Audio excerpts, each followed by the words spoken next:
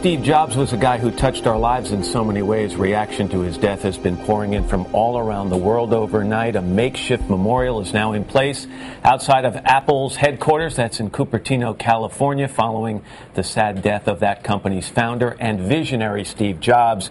If you look this morning simply at the apple.com on my iPad here, you will see a simple tribute to Jobs, a black and white photo with the dates that he was born and he died. Because it's hard to overstate the impact that he had on all of our lives. I mean, he never graduated from college, right. And yet who doesn't have at least an iPod or an iPad or an iPhone or a personal computer? You know, I think obviously this did not come as a shock to people because we had watched his health deteriorate over the years since he was diagnosed with pancreatic cancer. He appeared very frail in recent months, but still, when it finally happens, you stop and you really take notice. No question, you know. He also, in a commencement address to Stanford University in 2005, he had something really pretty wonderful to say. He said, "Remembering that you're going to die is the best way I know to avoid the trap of thinking you have something to lose." And he added, "Your time is limited, so don't waste it living someone else's life."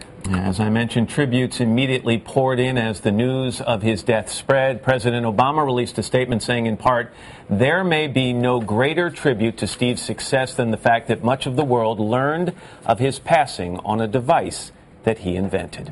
And Bill Gates, Jobs' one-time rival and co-founder of Microsoft, had this to say: "The world rarely sees someone who has had the profound impact Steve has had, the effects of which will be felt for many generations to come." And then there's this from Facebook founder Mark Zuckerberg, who said, "Thanks for showing that what you build can change the world."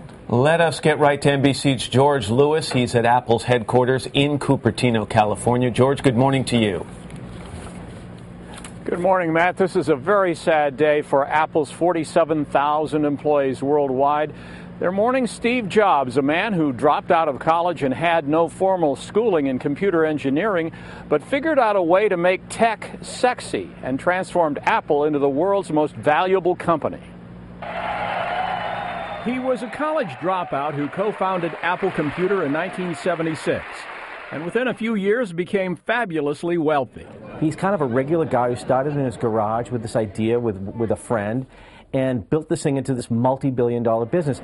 His secret, wow the consumers with cool designs and ease of use. When it comes to consumer computer users, the computer industry hasn't done a really good job of trying to understand them and understand their desires and their needs. So in 1984, he introduced the Macintosh, calling it insanely great.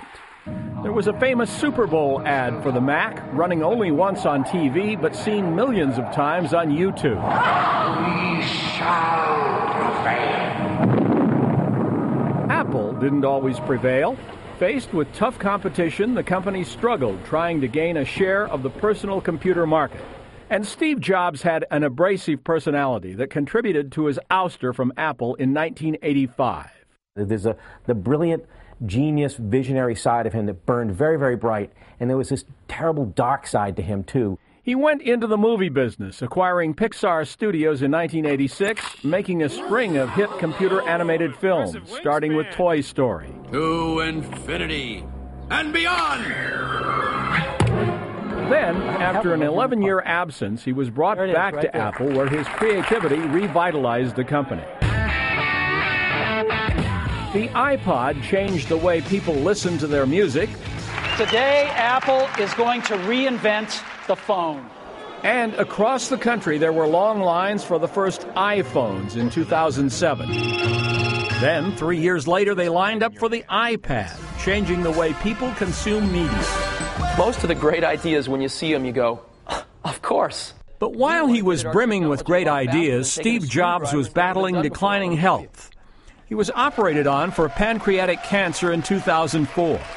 A year later, he spoke about that in a commencement address at Stanford University.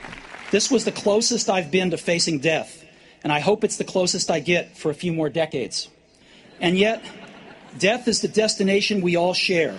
Then in 2009, he underwent a liver transplant. I now have the liver of a mid-20s person who died in a car crash and was generous enough to donate their organs. On August 24th of this year, Jobs stepped down as Apple CEO. 6 years earlier, he had this bit of advice for the Stanford grads. Have the courage to follow your heart and intuition. They somehow already know what you truly want to become. He was a man who followed his heart and intuition to become one of Silicon Valley's great visionaries. Steve Jobs leaves behind a wife and 4 children.